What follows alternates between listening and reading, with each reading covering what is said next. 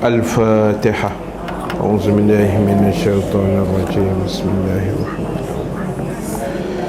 الحمد لله رب العالمين الرحمن الرحيم مالك يوم الدين إياك نعبد وإياك نستعين اهدنا الصراط المستقيم صراط الذين أنعمت عليهم غير المغضوب عليهم ولا الضالين.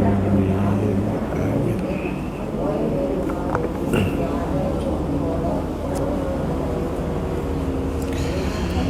الحمد لله رب العالمين والعاقبة للمتقين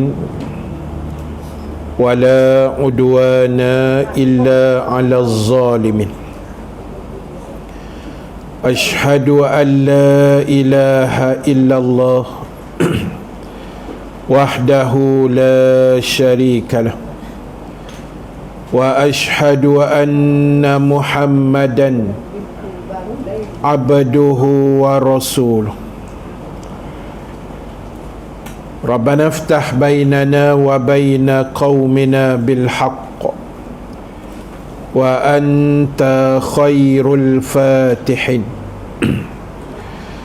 فسيكفيكهم الله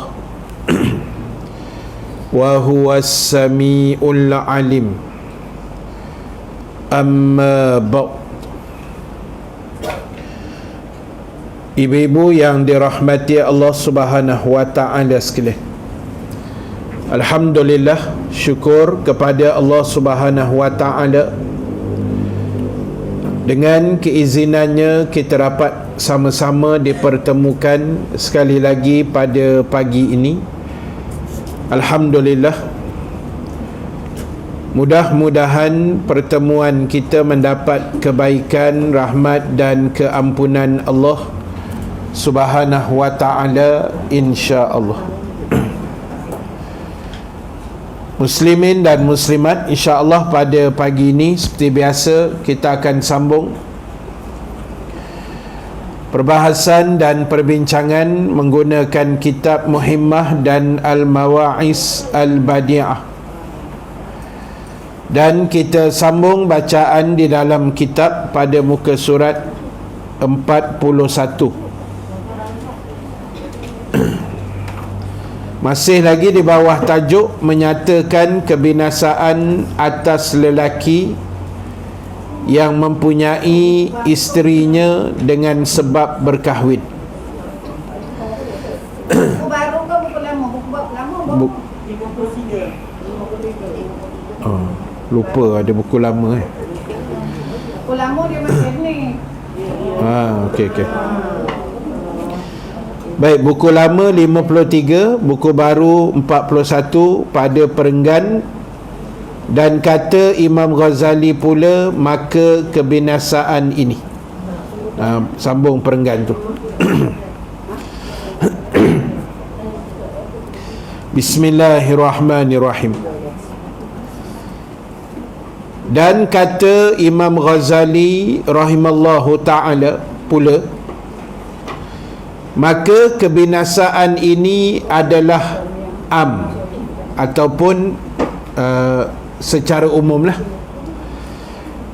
tiada sejahtera daripadanya melainkan orang yang alim akan ilmu hikmah yang memberi manfaat di dalam alam akhirat, lagi mempunyai akal yang sempurna, lagi baik perangainya, lagi mengetahui dengan mata hatinya akan adat perempuan, lagi sabar ia akan kejahatan segala lidah perempuan, dan berhenti ia daripada mengikut syahwat perempuan.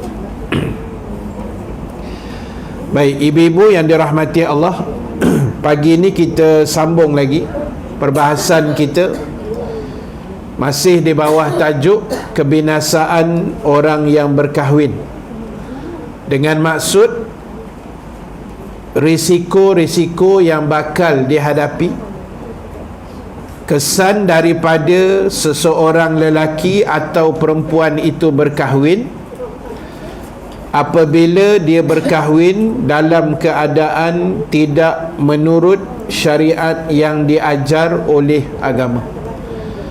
Dalam keadaan dia berkahwin tu mungkin hanya kerana nafsu dia ataupun kerana yang lain, dan setelah dia berkahwin dia tidak ikut aturan yang sepatutnya yang agama ajar pada dia. Jadi itu akan mengundang kebinasaan ataupun kehancuran rumah tangga. Dan perkara ini, kata Imam Ghazali, dia bersifat umum.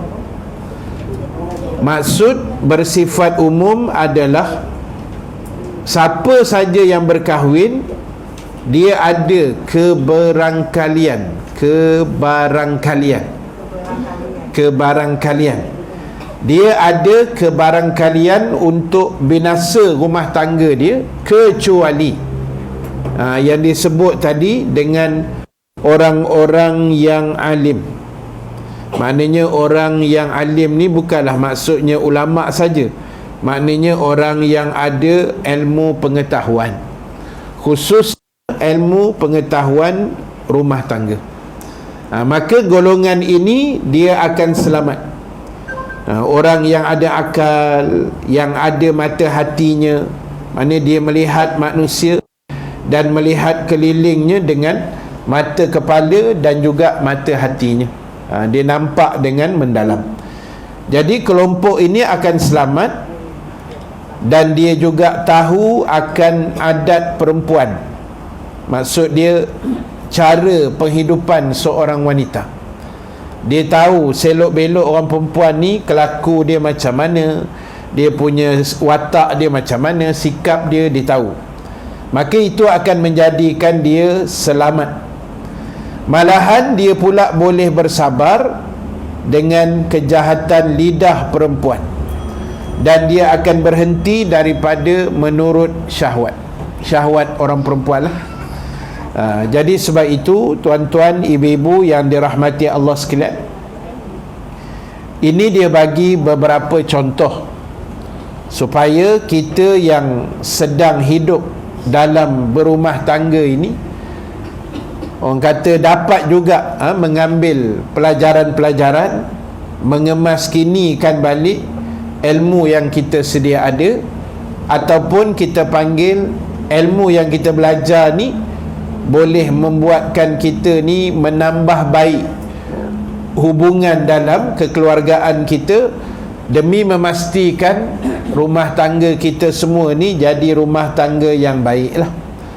Seperti mana yang disebut baiti jannati, rumahku syurgaku. Itu yang kita idam-idamkan. Baik, kemudian dia sebut yakni tiada ikut kehendak perempuan itu, melainkan yang muafakat dengan syariat.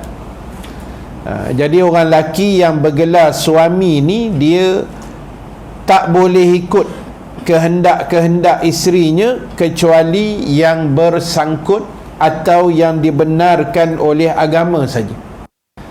Yang kehendak isteri yang menurut nafsu dia, yang tu tak boleh ikut. Yang berlebih, yang sampai kepada kita panggil tahap yang melanggar perintah agama, tu tak boleh lah. Ya? Itu orang lelaki kena tahu.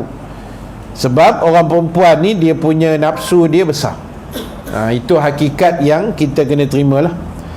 Dan dia kata lagi loba ia atas menyempurnakan dengan hak perempuan, yang lazim atasnya lagi ia lalai daripada kesalahan perempuan itu. Yakni tiada ia sangat hirau akan kesalahan perempuan atasnya, lagi ia memelihara dan menunjukkan dengan akalnya akan tabiat perempuan, yakni tahu ia membuka akan perempuan dengan bicara akalnya. Jadi dia kata orang yang selamat ni, suami yang selamat, suami yang ada akal sikit lah. Ada akal. Biasa suami memang banyak akal lah kan. Dia akal dia sikit tapi dia banyak akal. Dia panjang akal. Orang perempuan ni dia pendek akal. Kan? Dia pendek akal tu menyebabkan orang perempuan ni dia mudah cemas, dia mudah gelisah, dia mudah takut berbanding orang lelaki. Kan? Orang lelaki ni bukan sebab dia hero ke handal ke apa, bukan. Sebab akal dia tu dia boleh bertenang sekejap. Kita ni kadang-kadang mudah cemas. Biasa anak balik sekolah pukul 5 sampai rumah 5.30 tak sampai-sampai. Contoh tak? Jadi kita dah cemas.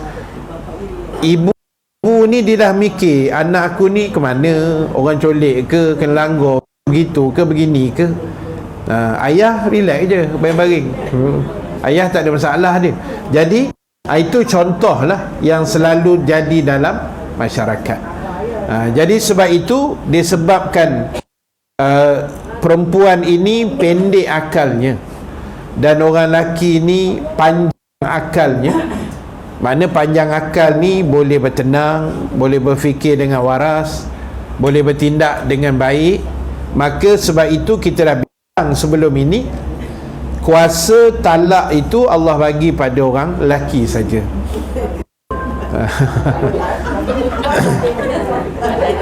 Kalau dapat kat ibu-ibu mampus kami kan. Hari-hari kena cerai tu. Jadi Allah tu lebih tahu dah. Jadi sebab itu dia bagi pada orang lelaki je lah, lebih selamat lah. Itu pun banyak ke orang bercerai kan. Tapi kalau bagi orang perempuan lagi banyak rasanya. Lambat balik surau je kena cerai terus. Nanya sungguh kawan tu 14 kali lah kan. Baik, itu maknanya orang lelaki ni kena tahu macam mana nak menyembang dengan orang perempuan, mana titik kelemahan dia kita boleh handle. Banyaklah, ini semua cerita psikologi rumah tangga tak. Dan saya yakin dan percaya ibu-ibu yang dah berumah tangga lebih lama lah daripada saya. Itu hakikat yang kita kena terima lah.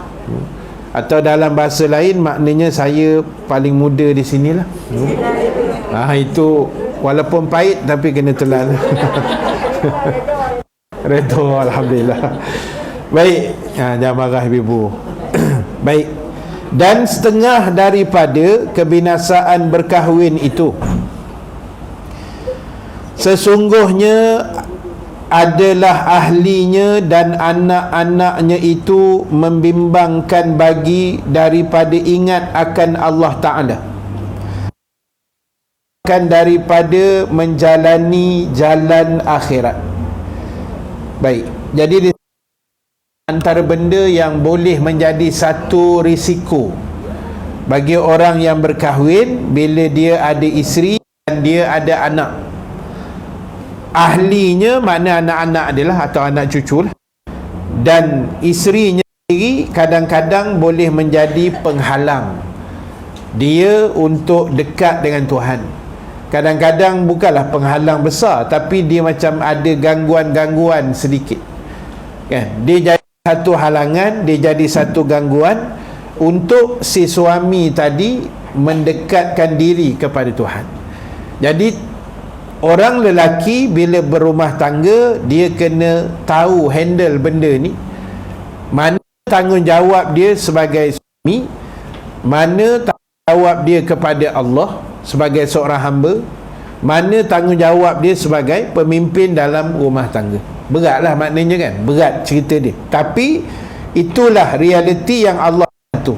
Sebab kita takut anak, suami atau isteri atau satu benda dia akan melekakan kita. Dia bukan jadinya melekakan, melalaikan kita daripada ingat pada Allah Ta'ala. Contoh yang suami nak pergi surau, contoh. Itu dah ada contoh. Tepat sekali contoh. Suami nak pergi kelas maghrib, time-time tu lah, bang pergi semalam je bang, katanya. Contoh kan. Bukan saya kata pergi pasar malam tu berdosa, tidak. pasar malam tu memang ibu-ibu keperluan kan, beli bawang sambil membawang. Lepas tu belilah kuih-kuih, beli apa balik, tak reti nak balik pula kan. Jadi yang suami dia ketar-ketar kaki ni nak pergi surau kan, nak berjemaah, ada kuliah maghrib pula. Itu contoh. Tapi masa tu dia akan puji, awaklah suami misali saya tu. Sebab tolong bawa pergi pasar malam pula. Allahu Akbar. Kita nak pergi pasar malam sebab kita nak keluar duit kan. Tak nak keluar duit. Suruh kan duit. Jadi maknanya itu nampak macam benda kecil lah, macam kecil. Tapi kadang-kadang benda kecil tu dia boleh jadi besar. Dia boleh bergaduh, dia boleh masam muka. Jadi pengalaman ibu-ibu berumah tangga, ilmu agama yang kita ada, segala ilmu yang kita ada, itu akan jadikan perkahwinan kita tu cantik. Ada toleransinya. Kalau orang kampung saya sebut, ada give and take, ada win-win situation kan. Benda boleh bincang, kita bawa bincang, bawa tenang. Jadi benda semua boleh settle sebenarnya, tapi cara kita handle masalah itu kan, cara kita handle masalah.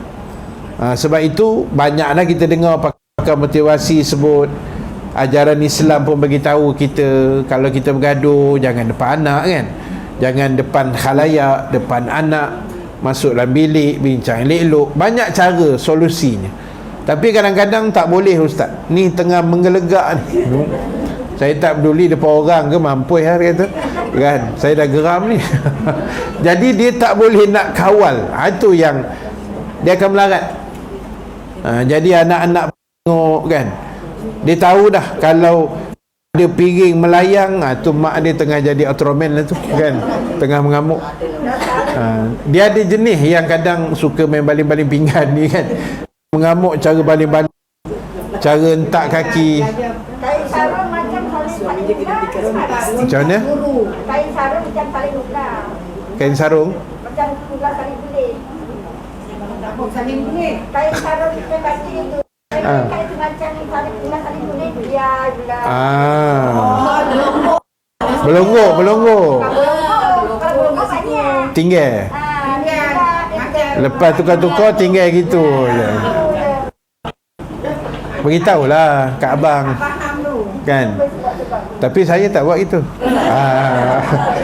Tu disclaimer. Saya tak buat itu. Saya lipat sini. Lipat gantung elok-elok lah. Dapat Kami Ustaz cakap dulu. Yalah. Nak cakap depan siapa lagi kan. Tapi sungguh saya tak reti jenis itu. Kita jenis daripada bujang kan. Mak kita dah ajar kain kena lipat gini, gantung elok-elok, kemas, lepas tidur selimut, semualah. Benda tu dah diajar kan. Jadi bila dah terbiasa, alhamdulillah lah. Tapi memang betul kadang-kadang orang perempuan ni dia rimas, mata dia sakit tengok benda-benda itu kan. Sini selai ujung tu ada, bawah kursi ada skin sebelah kan. Lepas tu ada sapu tangan tu, macam-macam. Kadang benda kecil-kecil tapi boleh jadi besar. Jadi sebab itu Ada periuk sikit. terperiuk ada. Sebab pegang periuk tu panas. Daripada mungkin. Baik. Jadi ibu sekalian, itu disebut oleh penulis kitab ini, maknanya dibimbangi ahli dan anak-anak akan mengganggu kita punya perjalanan akhirat. Dan daripada berbuat ibadah serta ke Allah Subhanahu wa taala. Dia kadang-kadang gangguan tu memang ada lah. Tapi macam saya kata tadi, macam mana kita nak handle benda dengan baik, itu atas hikmah dan kebijaksanaan kita masing-masing. Sebab itu Allah Ta'ala buat rumah tangga kita ni, dia insya-Allah lah, setakat kita jumpa di mana-mana ni, dia balance. Suami ada kekurangan, isteri dia tampung. Isteri ada kekurangan, suami yang tampung. Dia ada balance tu ada. Allah memang buat macam tu kan. Isteri baran, Isteri ada baran ke? Tak ada, dia suami baran, isteri penyabar. Ataupun kadang isteri ni banyak ni lah, bunyi, banyak bebel, banyak macam-macam. Suami penyabar. Betul, suami diam je kan. Dia selalu gitu. Selalu begitu. Saya tidak kata semestinya begitu. Perkataan tu kena dengar baik-baik kan. Jadi Allah Ta'ala buat tu dah betul lah tu. Hebat lah. Baik, kemudian disebut dan masyrul ia. Masyrul ni makna sibuk lah. Masyrul ni bahasa Arab ni, sibuk. Masyrul ia kepada menuntut dunia. Jadi akhirat tak berapa, yang sibuknya dengan dunia tak habis. Dan membanyakkan ia akan memerintahkan kehidupan bagi segala anak dan ahlinya dengan menghimpunkan harta, dan akan pertaruhan bagi mereka itu, dan yang demikian itu pada ghalibnya atau kebiasaannya. Ghalib ni kebiasaannya lah, membawa kepada bakhil, yakni kikir. Maka inilah sebesar-besar celaka yang akan membinasakan manusia. Na'udzubillah min zalik. Jadi ibu-ibu yang dirahmati Allah, dibimbangi juga bila kita dah berkeluarga ni, kadang-kadang kita dah sibuk sangat dengan mengurus dan mencari harta benda. Dan mencari harta benda ni kita sebut banyak kali, dia bukanlah satu kesalahan. Bagi suami itu satu tanggungjawab juga. Tapi bila dah terlalu sibuk sangat, yang menjadikan harta benda itulah segala-gala dalam hidup, sampai terabai dia punya solat dia. Kadang-kadang awal waktu, kadang-kadang lewat, kadang-kadang langsung tak solat. Contoh dia begitulah. Itu yang menyebabkan, kata penulis ini, manusia itu akan duduk di lembah kebinasaan dan kehancuran apabila rumah tangganya tidak ada yang mendirikan solat. Dalam rumah tangganya tidak ada yang menjaga auratnya dengan baik. Tidak ada dibuatnya puasa Ramadan. Pakat semua tak puasa dah, contoh. Jadi itu yang dibimbangi. Dan biasanya bila melibatkan harta benda, dia akan timbul satu penyakit namanya bakhil atau kikir atau kedekut. Kan? Jadi benda ni dia mana-mana pun berlaku. Dia harta ni, kalau ikut arwah Datuk Ismail Kamuh pernah sebut, harta ni bila lagi banyak, lagi kita sayang dia. Lagi banyak, lagi kita akan rasa sayang gitu. Dia bila dah kuat sayang pada harta ni, kita nak sedekah tu dah jadi susah. Pasal kita rasa harta tu kita punya. Kan? Kita rasa aku dah penat dah siang malam pagi petang, jadi duit ni duit akulah. Jadi nak sedekah pun kita berkira. Kan? Nak belanja kawan pun kadang-kadang tak nak. Dia tunggu orang belanja. Banyak cantik muka ni. Kan? Jadi belanja tak nak, menunggu je orang belanja lah. Jadi ini perangai tak elok. Hari Jumaat apa dia? Hari Jumaat kenapa? Di mana? Tak ajak. Restoran ke apa? Kedai makan. Warung lah, warung. Alhamdulillah. Siapa owner dia? Akak owner? Bukan? Oh, kawan. Dia selalu masuk geruk, tapi yang datang satu kereta ya. Lain kereta tak datang. Tak apa, kita mengajak tu dah pahala dah, insya-Allah kan. Masing-masing sibuk lah tu. Oh. Baik, jadi ibu sekalian, itu kena ingat, maknanya dia boleh membawa kita pada kedekut. Baik. Sambung bacaan. Dan dari kerana inilah, kata Abi Sulaiman Ad-Darani rahimallahu ta'ala, ma syaghalaka 'anillahi min ahlin wa malin wa waladin fahuwa 'alaika mash'um barang siapa yang membimbangkan akan dikau daripada ingat akan Allah Ta'ala. Maknanya benda yang boleh menjadi punca kita ni leka daripada ingat Tuhan. Contoh dia kata daripada ahlinya, maksud dia ahli keluarga kita lah, yang kadang-kadang menjadi punca kita ni lupa pada Allah, dan harta benda kita dan anak-anak kita, maka iaitu celaka ke atasnya atau ke atasmu. Na'udzubillah min zalik. Jadi ahli keluarga, harta benda, anak pinak, tiga ni kena ingat ibu-ibu yang dirahmati Allah sekalian. Antara perkara yang boleh mengundang situasi kadang-kala kita jadi leka, kita jadi lalai daripada mengingati Allah Subhanahu wa Ta'ala. Baik, Allah Ta'ala berfirman surah Munafikun ayat yang ke-9. A'udzubillahi minasyaitonirrajim.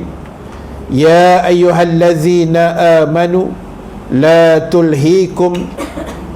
tulhikum amwalukum wala auladukum an zikrillah wa man yaf'al zalika faulaika humul khasirun.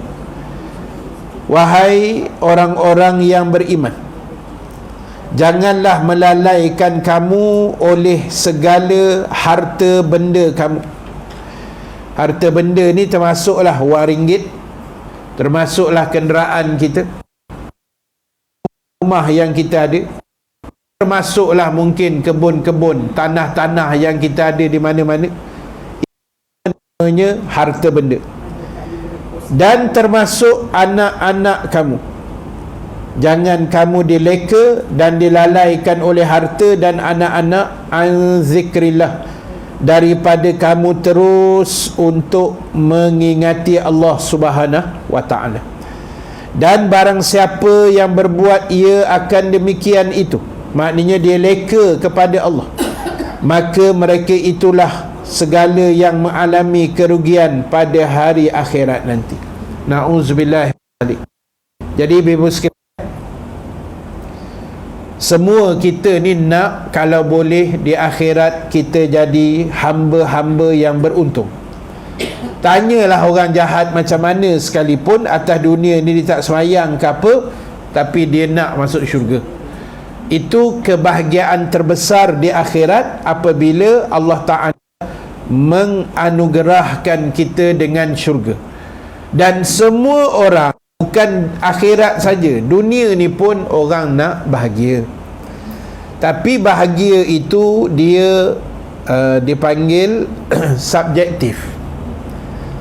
Bahagia ni bukan pada sudut tertentu saja.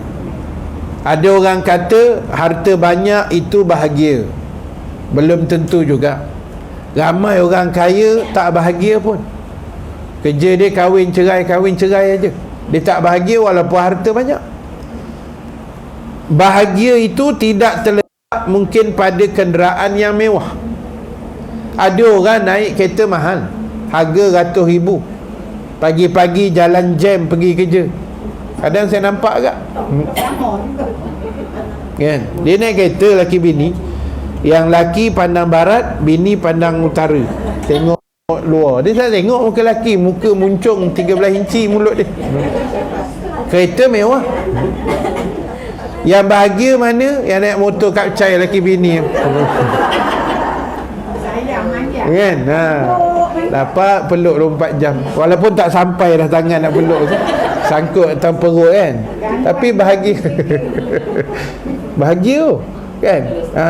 Itu kadang-kadang bahagia. Tengok kereta mahal tak bahagia kadang-kadang. Ya, tapi bila dia peluk tu, kita tengok muka dia macam ni.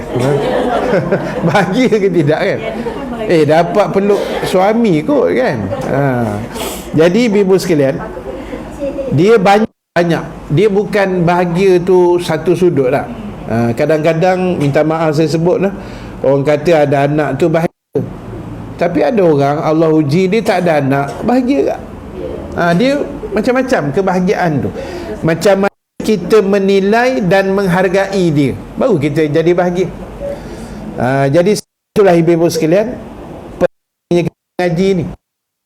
Kita tahu ke mana dan di mana letaknya kebahagiaan yang sebenar-benarnya, dan kita tahu kebahagiaan sebenar itu terletak di alam akhirat.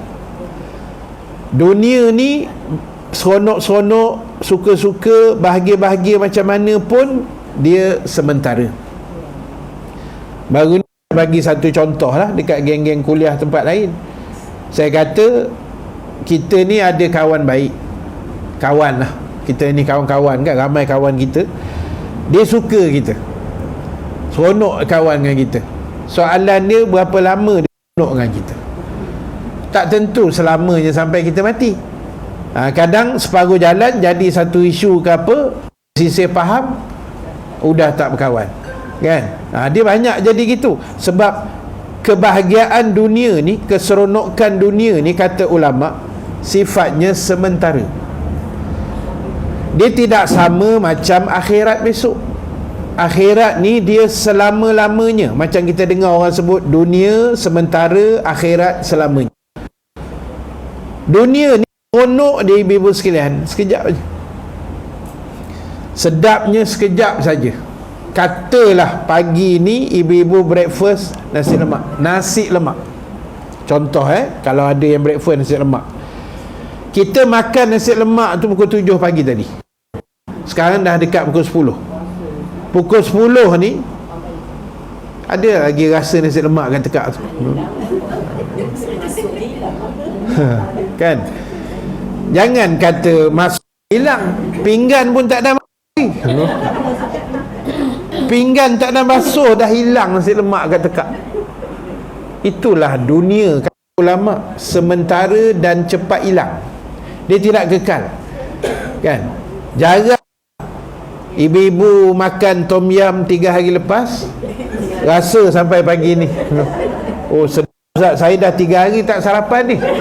Dia punya masin masam manis tom yam melekat dekat tekak lagi ni. Itu tanda nak meninggal, ibu-ibu sekalian. Itu bukan nak jadi wali, itu nak meninggal dah tu. Jadi biasanya dunia ni sekejap aja. Sekejap aja, ibu-ibu sekalian. Kan? Jadi akhirat tu yang kekal. Seronok dunia macam kita makan tadilah. Sedap dia dekat anak tekak saja. Ceritalah kedai mana viral dalam dunia ni sedap. Kita sedap masa makan. Pergi Kuala Perlis, laksa Kak Su, sedap masa kunyah tu je lah. Masuk kereta, start enjin, dah rasa apa, sakit perut pula dah. Dia rasa sakit perut pula kan, terlebih pula makan pulut udang tu. Jadi macam tu lah. Kita makan kedai yang sesedap mana, itulah kenikmatannya seketika. Dan itulah ulama bandingkan nikmat dunia dibanding akhirat.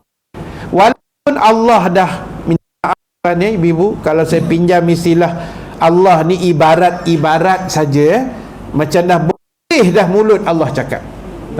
Allah ni dah mulut cakap kat kita, akhiratu khairu wa abqa, akhirat lebih baik dan lebih kekal. Dunia ni seketika saja. Kita sayang suami kita, satu masa Allah ambil tu dengan cara na'udzubillah, mungkin bercerai ataupun meninggal dunia. Itu je lah. Anak yang kita sayang kok mana gaya pun, dia akan pergi tinggalkan kita. Yauma yar'u, ya Allah cerita Quran tu lah, hari di mana manusia tinggalkan orang-orang yang dia sayang. Bini tinggal suami, suami tinggal anak, anak tak peduli mak ayah. Akhirat punya cerita, punya dahsyatnya temparan tu besok. Jadi kita faham situasi ni. Saya itu alhamdulillah, tahniah saya ucap pada ibu-ibu yang hari mengaji ni, sebab kita nak siapkan bekalan. Bekalan untuk atas dunia ni bukan. Kalau cerita bekalan dia, kita tak mengaji pagi ni, kita cari duit. Kan, kita bekerja, buat berniaga ke apa. Tapi sebab yang kita cari masa sejam nak prepare bekalan akhirat. Sebab bekalan akhirat ni ramai orang yang nak. Jadi siapa yang nak, yang ambil, yang pulun, beruntung. dunia jangan direbut sangat, sebab dunia ni ramai orang berebut. Dunia, orang selalu sebut dunia ni sempit kan, dunia tak pernah cukup. Ustaz, memang tak cukup sebab benda sikit, yang berebutnya banyak. Contoh, saya bagi contoh tapi contoh ni tak berlaku lah, ini contoh saja. Jangan membayang meleleh helio pula, tak ada. Katalah keluar surau kejap lagi ada nasi Arab kambing. Tu saya kata benda ni tak berlaku. Jangan beria sangat. Katalah kita ni ada contohlah 30 orang. Contoh nasi Arab kat luar ada 10 je. Sikit. Kita ramai ni. So apa jadi? Berebut lah. Semayang tak senang. Semua orang habis lah. Kamat je keluar-keluar tak ada. Bau kambing je tinggal lah. Kambing tak nampak rupa. Jadi nasi kambing ada 10, kita 30 orang. 30 ni kita lah penduduk dunia. Kambing tu ibarat dunia yang direbut tadi. Jadi dah 10 je ada. Paling tidak 10 orang je dapat. Yang 20 tu tu nak tarik rambut kejap lagi. Nak bertolak, tarik tudung begitu, menyiku apa semua, nak terlentang terbalik lah kali. Kambing ke mana, kita ke mana. Sebab apa? Itulah dunia. Benda sikit aja yang berebut, yang macam pirana kan, berebut punya banyak. Itu. Akhirat ni banyak ibu-ibu sekalian, luas, tapi yang ambil banyak ni. Betul tak saya cakap? Panggillah penceramah hebat mana pun, katalah masjid baru kita belakang ni buat panggil Ustaz Zaidus contoh. Dulu pun ada kat pernah panggil area sini kan. Jadi penuh masjid melimpah, pasang skrin tikar semua. Sepenuh itu pun sebenarnya sikit berbanding jumlah penduduk yang ada kat kawasan kita ni. Jadi ingat, itu sebab Nabi kata untung orang kejar akhirat. Sebab akhirat banyak, baca Quran ada, mengajar, kuliah ada, sedekah ada, senyum kat orang pun boleh pahala, buat baik, cerita kebaikan, tazkirah, zikir, selawat, hafal Quran, semayang, puasa, sunat, semua banyak. Tapi orang tak ambil. Pasal apa? Pasal untuk kejar akhirat ni, dia punya cabaran dia memang besar lah. Dunia ni kalau buat, kita rasa kejap aje, cepat je masa tu. Ini bukan contoh, bukan orang lain. Sidai baju, pagi-pagi pukul 7 dah basuh-basuh, sidai tu kebetulan sebelah pun sidai baju. Sambil sidai tu macam biasalah, membawang, bercerita, mengumpat, mengata, memfitnah, macam-macam lah buat cerita kan. Jadi tahu tak sedar, dah setengah jam tak ada nak buat sarapan pula lah. Setengah jam tu begitu pantas sebab dunia punya cerita. Tapi akhirat pagi ni, bila nak habis kuliah ni, Allah, saya dah tak tahu nak buat apa dah Ustaz. Saya dah repair pinggang, dah lunjur kaki, dah picit. Ustaz tak berhenti-berhenti. Boring itu rasa lambat je tu kan. Jadi bibu Ustaz, dia, kita dengar kuliah memang macam tu lah, lambat nak habis. Dengar tazkirah lambat rasanya kan. Menunggu giliran haji lagi lah lambat. 80 tahun baru boleh pergi kan. Tunggu queue lambat 1 tahun dah kan. Itulah. Jadi akhirat ni macam tu ibu-ibu. Kita dengar kuliah ni memang, ya Allah, baru 5 minit dah melilau mata. Rasa dah nak masuk syurga. Kan. Yang ustaz bebe tak berhenti-berhenti lah. Itulah akhirat sebenarnya. Dia bukan senang nak buat tu satu hal lah kan. Bukan senang nak buat. Ibu-ibu terus mandi-mandi, siap-siap, terus datang. Bukan. Banyak cabaran dia kan. Kadang cari kunci kereta tak jumpa, start kereta tak hidup. Ada dah keluar tertinggal, macam-macam. Salah kitab. Betul, salah kitab. Ibu-ibu yang salah kitab, ustaz pun salah buat kitab. Tak betul. Saya pernah salah buat kitab satu. Salah tempat pun ya tak? Saya pernah kena salah tempat. Tapi saya memang confident betul hari tu. Tazkirah Ramadan ni ibu, dekat Bukit Beruntung. Dia dalam jadual saya kat situ pun dia jemput setahun sekali je tazkirah kan. Bukan bulanan macam ni. Dia sekali-sekali dia panggil. Jadi kali tu JK kata, ustaz, surah ni nak jemput ustaz, dia melalui surah yang kita bilang kat situ. Jadi surah lain ustaz dia panggil melalui surah tu. JK, ustaz, surah ni nak jemput ustaz. InsyaAllah saya kata. Surah yang mana?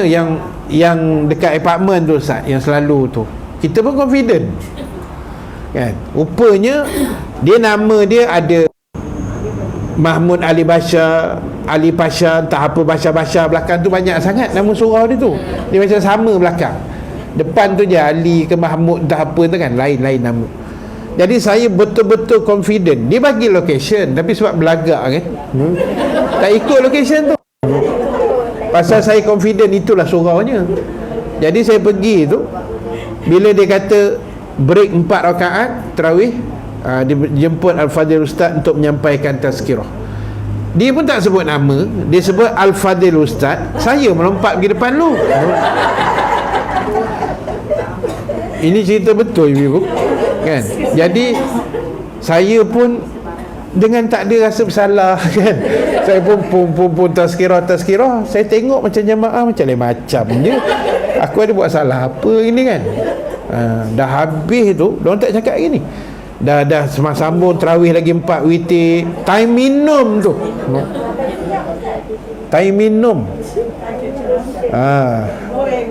Tajuk tak ada pasal tazkirah Tazkirah Ramadan. Dia balon 15 minit je pun kan. Dia pendek je. Jadi tengah minum more tu, maaf ustaz, sebenarnya malam ni ustaz lain. Saya muka dah biru terus lah. Tapi ni dah habis. Kalau hijau kena bahak tu. Jadi Allahu Akbar, saya minta maaf kan. Sepatutnya jadual siapa, saya kata ada ustaz kita tapi dia ustaz lokal, tak apa, ustaz-ustaz sini je katanya. Jadi tak apalah macam ni. Sagu hati ni saya kata tak payah, bagi je kat ustaz tu. Pasal saya rasa salah lah, bukan jadual saya kan. Takkan saya nak ambil agak-agak sikit. Tak apa ustaz ambil, tak payah, bagi je kat ustaz yang dianiaya tadi tu. Rupanya surah lain, surah satu lagi. Yang sana dah menganga, tak ada ustaz dah. Tak pasal-pasal je kan. Jadi itu cabaran nak buat baik ibu-ibu sekalian. Salah kitab lah, salah tempat lah. Kadang-kadang bertembung 2 ustaz sekali datang. Betul. Kita rasa confident jadual kita, memang jadual kita. Ustaz confident jadual dia. Sebab dia kadang ada minggu kelima lah, macam-macam ni pening sikit nak ngejak kan. Dua-dua datang. Tengok aku kau, siapa nak ceramah. Lah kali pengurusi jalan forum aje lah. Buat forum terus. Dua-dua selamat tak kecil hati. Jadi macam ibu-ibu, kita nak buat baik macam tu. Nak baca Quran, ingat ibu adik kan boleh buka macam ni, bismillah aja ke? Tak ada. Memang tak lah. Dia ada je cabaran tu. Mula rasa macam nak pergi ambil semayang jap kan. Ada singgah dapur jap. Tengok bawang ada, kupas lah bawang jap. Ni tadi niat nak baca Quran ni, nak ambil semayang kan. Dia transit sana, keluar sini. Dah ambil air semayang dah, kona ke dapur balik. Kemar-kemar dah terkentuk pula dah, air masuk balik. Ni Quran kata bila Mak Haji ni nak sampai ni. Lama dah aku tunggu ni, tak sampai-sampai Mak Haji ni kan. Dah kali sampai ke malam. Lepas isyak dengar-dengar ustaz kuliah maghrib semangat nak baca Quran ni. Kita pun balik-balik tak peduli orang dah. TV pun tutup, buka Quran. Bis saja. Atuk habis. Cucu pula dah sampai. Atuk pun sadaqallahul azim. Nampak tu dia punya cabaran kan. Dia kalau cucu datang habis Lain semua tinggal punya. Ibu-ibu ada cucu tahulah kan, saya tak ada cucu lagi. Jadi nak sebut itu contoh cabaran kita nak buat benda baik, nak semayang. Ni kita nak puasa Ramadan, insya-Allah, Allah izin kita tahun ni, amin ya rabbal alamin. Bukan senang. Sahur tu, sahur tu bukan senang nak bangkit ibu. Allah tu dia maha bijak, dia makan apa supaya orang senang bangun. Cuba kalaulah, pernah tak kita fikir, kalaulah sahur tu Nabi kata bersahurlah kamu dengan sembahyang sunat 2 rakaat. Agak-agak siapa nak bini kejut, bang pukul 5 bang sahur. Kita pun tanya sambil gosok, sahur tu apa yang sembahyang sunat bang? Tak apalah yang kau seorang je lah sahur kan, digulung balik.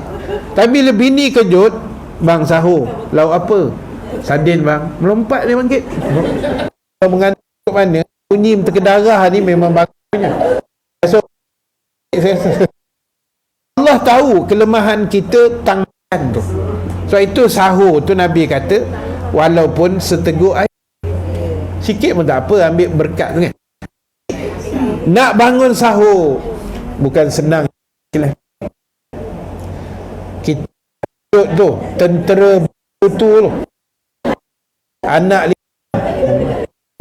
ingat, kejut nombor 1, kejut nombor 2, nombor 1 tumbang. Kan, itu belum kejut ketua itu lagi payah nak bangun. Allahu Akbar. Kan, saya sekalian, ialah kita doa Allah ampun dosa mak ayah kita, bagi pahala besar pada mak ayah kita lah, ya, yang mendidik kita kan. Saya tak boleh bayang sebab adik-beradik saya ramai. Adik-beradik saya 13 orang. Saya nombor 13 yang kecil walaupun besar kan. Jadi saya tak boleh bayang mana arwah kita, arwah kita 13 orang ni satu rumah. Macam mana tu 13 ni bersusun berderet. Saya yang kecil sekali, saya selalu jadi mangsa dekat tempat sahur tu. Lauk saya selalu kena kidnap dengan orang lain, dengan kakak, dengan abang. Kita bongsu kan. Tengok telur dah tinggal sebelah je kan. Tengok member sebelah abang kidnap. Jadi macam mana mak kita susun waktu, kakak 2-3 orang dah besar ni tolong masak, kejut ada pening kita nak meninggal rasanya kan, nak mengurus. Sayang orang dulu anak ramai ni kan, berderet anak. Macam mana diorang besarkan kita, sabarnya mak ayah kita. Beza betul, beza banyak tak kan. Saya sampai arwah mak saya suka cerita. Dia kata saya ni pasal bongsu kan, kecil sekali. Mak saya ni dia besar anak-anak ni jual kuih. Dia, mak saya tak erti ni, mak saya tak pandai baca, dia tak sekolah. Dia baru sekolah seminggu, Jepun datang. Macam cerita Piramli lah. Jepun attack Melaya, lepas tu dia tak erti sekolah. Yang Piramli tu pasal cikgu dia mati. Sampai alik bata je, gym dah tak jumpa, cikgu dah mati kata. Kan? Arwah mak saya sekolah seminggu kan. Lepas tu Jepun datang, dah kelang kabut, tak boleh sekolah. Arwah kahwin. Dia kahwin umur muda kot, 11-12 macam tu lah, zaman dulu kan. Tu yang anak ramai. Jadi saya bongsu, mak saya kata mak nak buat kuih kan, buat kuih bukan sikit-sikit ni, meniaga banyak. Saya merengek nak menyusu, kerja nak menyusu je kan. Lah kali mak saya bancuh kopi, dia bukan susu dah ni, dah hilang sabar orang tua tu kan. Dia bancuhnya kopi sehitam-hitamnya. Dia tonyoh ni kata, mak tonyoh kat mulut kau, memekak aja asyik ada susu kan. Tu dah hilang sabar orang tua tu kan. Dia tonyoh sampai hitam mulut kau dengan kopi, padan dengan muka dia tu. Tu satu. Sekali tu merengek, rendam dalam besen. Rendam ni mak saya tu mujung kau tak mati dia, sampai lemas saya buat. Degil tak anak bongsu, macam-macam kerja. Jadi ibu sekalian, Itulah berkat kena tonyo kopi, pandai ceramah. Kan? Mudah-mudahan, amin ya rabbal alamin. Tak adalah pandai sangat, tapi bolehlah sikit-sikit lah. Alhamdulillah. Sama berdoa kan. Betul. Ni bukan tonyo kosong. Kan, tonyo geram pun ya kak, tapi hati ibu kan, mana maunya doa yang tak elok. Dia doa yang baik-baik untuk anak dia, insya-Allah. Jadi hebatnya. Betul, dipanggil anak bertuah kan. Bertuah punya budak katanya. Tu doa tu. Kan? Jangan kita sumpah seranah anak kita, jangan, ibu-ibu sekalian. Kau ni anak sial, anak tak guna, jangan. Tak, saya pernah hadir satu ceramah. Saya dijemput Persatuan Warga Pencen Kuala Lumpur, geng Pencen lah. Jadi sebelum saya ada satu slot motivasi, dia motivasi pelajar lah. Jadi saya sampai awal, saya dengar lah dulu dia ceramah. Saya pun jadi warga emas agak lah itu, dengar je kan. Jadi dia tunjuk kat saya, kat kami, dia buat survey, ibu-ibu sekalian. Dia buat survey kat sekolah rendah. Dia bagi ni sekeping kertas A4 putih dengan sebatang pensel. Dia bagi dekat 100 orang pelajar sekolah rendah. Dia buat survey. Dia bagi masa sikit, dia suruh budak-budak ni tulis apa perkataan yang mak ayah pernah marah kamu, yang kamu ingat sampai hari ni. Tulis apa-apa pun. Yang best tu ada seorang minta kertas tambahan, berguni kena maki dengan mak ayah dia, punya banyak. Lepas tu dia slidekan benda tu, saya baca, saya tengok macam-macam tulis. Ada satu tu tulis, mak saya marah saya, kau ni anak sial, kau ni anak tak guna, kecil tak nak mampu, besar menyusahkan orang, kau ni anak monyet. Monyet pun pening. Monyet pun dah pening. Dia ni anak siapa ni? Bukan anak aku ni. Dah tak sama, bulu tak apa nak ada lah. Dia panggil anak dia macam monyet pula lah kan. Jadi kadang yalah, mulut kita ni, mulut ibu ni kadang terlajak sikit kadang-kadang. Cuma ada satu yang saya baca, saya pun pening kepala baca. Anak tu tulis, dia kata bapa saya pernah, yalah bapa ni jangan marah kan. Dia kata bapa saya pernah marah kepada saya dengan bapa saya mengatakan kepada saya, kepala bapa engkau. Bapa marah anak, weh kepala bapa engkau. Jadi anak ni pening, kepala bapa engkau tu bukan bapa aku kata. Anak pun pening. Jadi ingat ibu-ibu sekalian, semua yang kita cakap tu doa, jangan apa pun macam ibu-ibu sebut tadi lah, bertuah betul budak ni, itu tak apalah, cakap yang baik je lah. Tak usahlah kita maki hamun dia, engkau ni perangai apa macam toyol ni, curi duit, besok jadi toyol budak tu kan, mencuri dia. Jangan, kita doa baik-baik. Biarlah apa yang orang tua kita didik kita dulu, walaupun mak ayah kita tak masuk universiti pun kan, sekolah rendah pun tak ada, dia pun dah tembak-tembak dah tak sekolah kan, tapi berkat kesabaran didikan tu, alhamdulillah, syukur Allah bagi yang terbaik untuk kita hari ni kan. Jadi ingat ibu-ibu nak marah anak ke, tegur anak ke, guna perkataan yang baik kan. Jangan yang tak elok, negatif-negatif tu janganlah.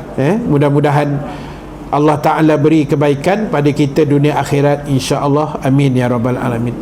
Jadi ingat Allah sebut di hujung ayat tadi, Al-Munafikun ayat 9, siapa yang dilalaikan dengan harta benda, anak pinak, mereka itu orang yang rugi di akhirat besok. Jadi saya dah sebut dah tadi, semua orang nak bahagia, tak nak rugi, tak nak menyesal. Jadi preparation itu mesti dibuat sekarang ini, maka insya-Allah Allah akan beri yang terbaik kepada kita. Baik, saya sambung sedikit lagi. Dan setengah daripada kebinasaan berkahwin itu terlebih membaikkan perangai dan muafakat akan ahlinya itu dalam kesukaan hawa nafsunya.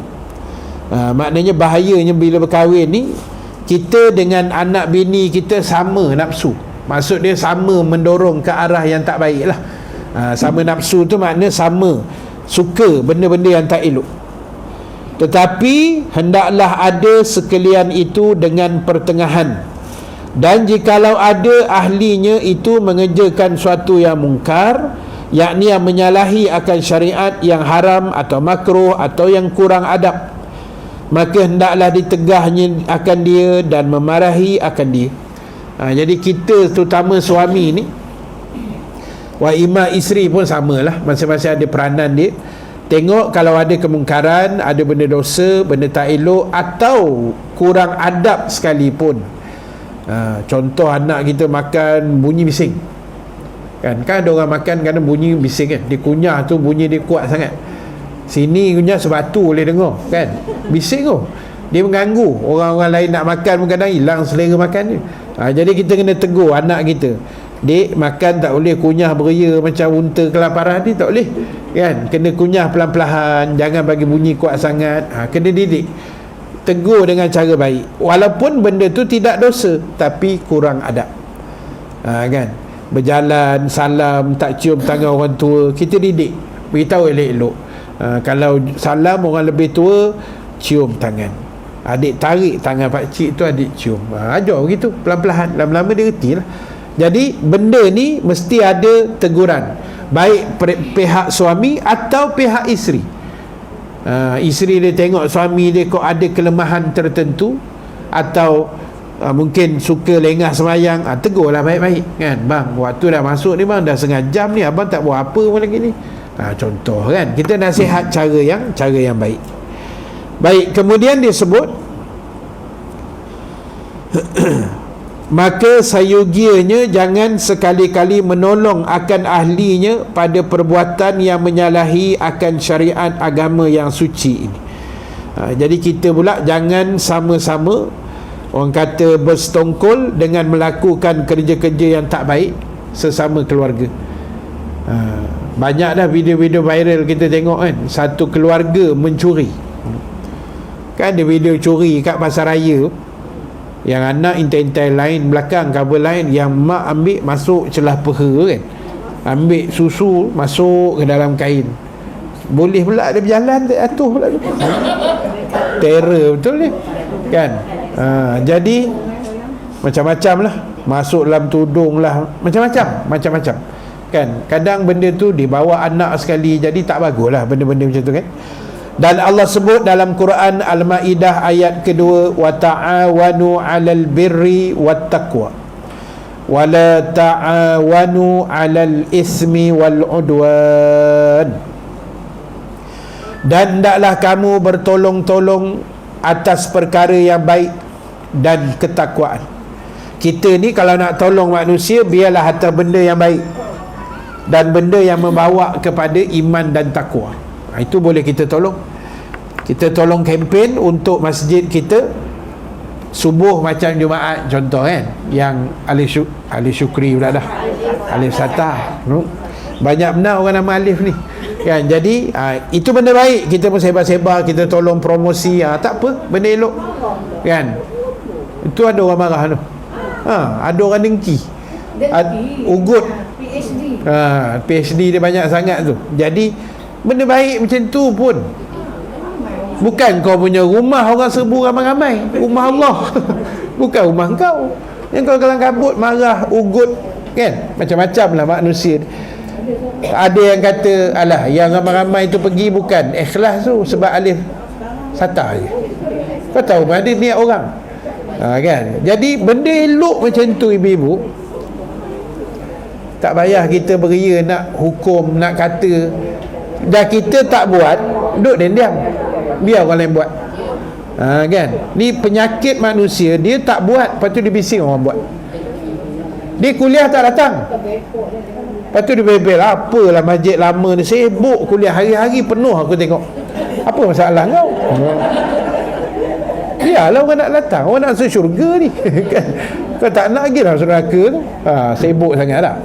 Jadi ingat, bertolong-tolong ni kata Allah pada perkara baik dan takwa. Dan jangan kamu bertolong pada perkara dosa dan permusuhan. Dosa jangan tolong, Orang nak mencuri, kita tolong. Orang nak buat jahat, orang nak halau orang kebaikan kan, orang fitnah orang, kita sama masuk. Jangan. Benda-benda macam ni Allah dah larang keras dalam Quran. Dan sebab itu ibu-ibu sekalian, ini untungnya kita mengaji, kita kuliah, kita cari ilmu. Mudah-mudahan apa yang dapat saya kongsikan sedikit untuk pagi ini dapat kita ambil iktibar, kita ambil pengajaran bersama-sama. Dan sebagai kesimpulan akhir untuk pagi ini, pertama sekali, muslimin muslimat, ibu-ibu yang dirahmati Allah sekalian, kita kena pastikan dalam hidup kita ini apa juga sandaran utamanya adalah ilmu agama. Dengan kita tidak mengkesampingkan ilmu dunia yang ada manfaat. Itu kena ingat. Yang kedua, apa juga kita buat, pastikan niat kita benar-benar ikhlas kerana Allah. Orang nak kata ke apa ke, lantak dia lah. Yang penting Allah kata betul, okey, elok, jalan. Itu saja. Orang kata tak usah peduli. Dan yang ketiga, ibu-ibu yang dirahmati Allah sekalian, di mana yang selalu saya sarankan juga di mana-mana, jangan tinggalkan majlis-majlis ilmu. Walau di mana saja kita berada, mudah-mudahan kita akan dihujani dengan ilmu yang bermanfaat, ilmu yang baik, dan kita dapat beramal sebaik mungkin, dan Allah akan redha dan merahmati kita semua, insya-Allah. Amin ya rabbal alamin. Wallahu ta'ala a'lam. Mudah-mudahan pertemuan kita mendapat kebaikan, rahmat dan juga keampunan Allah Subhanahu wa taala. Insya-Allah kita sambung perenggan yang berikutnya. Maka sangat besarlah kesalahan. Kita akan sambung pada jadual kita bulan Februari akan datang, biiznillah, dengan izin Allah Subhanahu wa taala. Yang baik, yang benar daripada Allah, yang kurang kelemahan diri saya sendiri. Dan sebelum tangguh, saya minta izin, ada dua perkongsian. Yang pertama sekali, inilah kutipan tabung ni untuk kebajikan dan pembinaan tahfiz yang saya biasa kutip tu lah, di kampung Sungai Pagi, Behrang, Tanjung Malim sana. Jadi kalau ibu-ibu nak menyumbang, nanti boleh masuk dalam tabung ni, RM1-2 pun tak apa, alhamdulillah. Tabung gerak lah Ustaz. Gerak. Saya Pagi jalan. Ada, ambil ada. Jalan kat tabung. yang ambil ni kena bawa lebih. Ataupun QR code pun boleh, kalau nak scan pun boleh, tak masalah. Baik, yang kedua, ibu-ibu sekalian, pagi ni ada rezeki sikit, saya bawa jualan sikit. Ada 3 jualan. Semuanya melibatkan bahan untuk kita menteka darah lah, semua bahan makanan. Yang pertama sekali ada buah anggur. Saya tak pernah bawa buah anggur South Africa. Baik, anggur ni anggur hitam daripada South Africa. Stok saya baru ambil semalam, maknanya masih segar lagi lah. Dia warna hitam, tak ada biji, dan dia agak crunchy sikit lah, rangup-rangup, macam tu. Rasa dia manis-manis buah sikit lah. Ya, Cukup tak nanti berebut.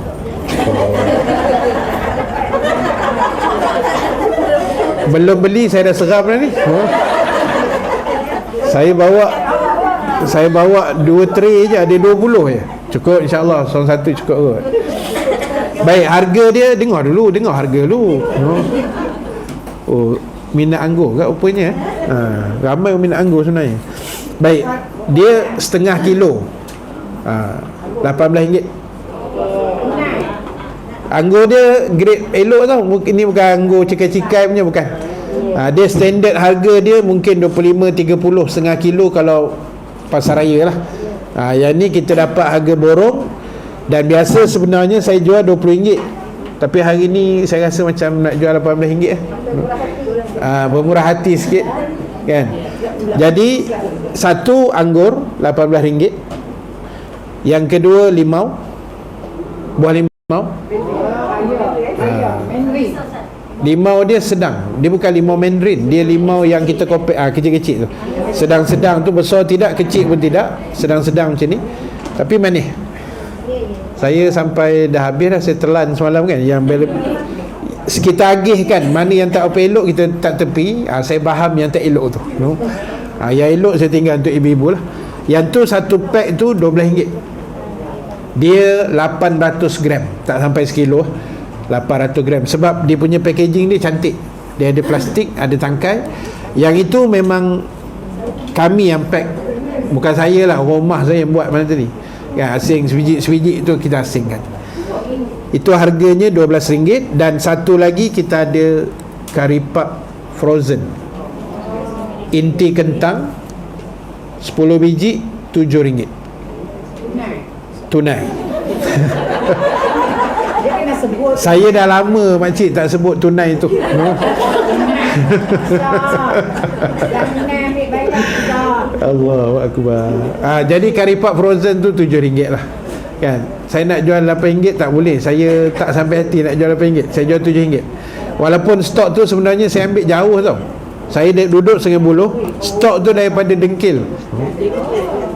Bapak jauh, tapi sedap. Jauh pun saya pergi ambil kat. Sedap. Bukan inti kentang biasa, kari puff biasa. Dia bukan daging, bukan sardin, bukanlah, inti biasa je. Baik, jadi semua benda yang saya sebut tadi ada dekat kereta saya. Lepas ni siapa nak beli boleh datang.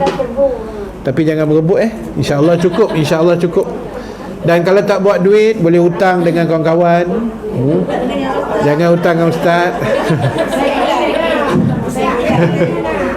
Buku 5. Transfer boleh. QR boleh.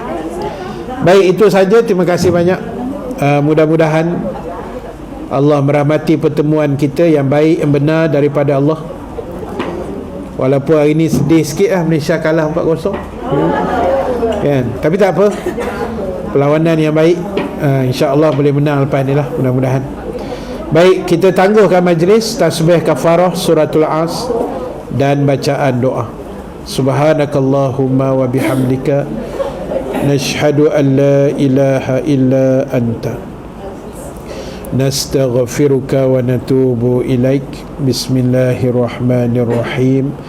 Wal asri innal insana lafi khusr illa allazina amanu wa amilus salihat wa tawasaw bil haqq wa tawasaw bis sabr. Bismillahirrahmanirrahim. Alhamdulillahi rabbil alamin. Wassalatu wassalamu ala ashrafil anbiya'i wal mursalin wa ala alihi wa sahbihi ajma'in. Allahumma ja'al jam'ana haza jam'an marhuma wa tafarruqana min ba'dihi tafarruqan ma'suma wa la taj'alillahumma fina syaqiyan wa la mahruman wa la matruda. Allahumma barik lana fi Rajabin wa Sya'ban wa ballighna Ramadan ya akramal akramin. Wa sallallahu ala sayyidina Muhammad walhamdulillahi rabbil alamin. Assalamualaikum warahmatullahi wabarakatuh. Terima kasih Ustaz. Sama-sama.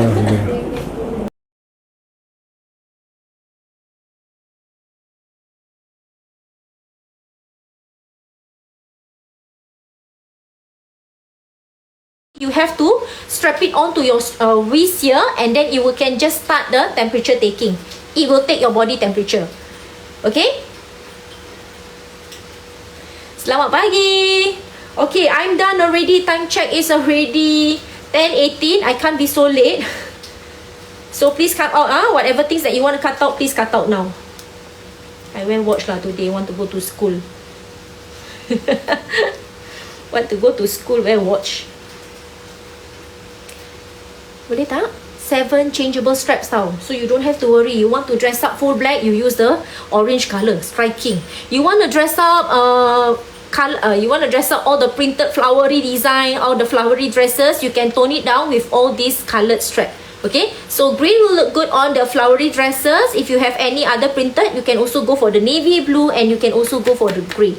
Take note, if you're getting the black color, this one here will be a black color instead. If you're taking a gold color, this one here will be a gold color instead. Okay, so got 3 colors. Take your pick. Okay, no other questions, no other requests. I will end the live stream right here, right now. Thank you so much, everyone who are watching. Okay,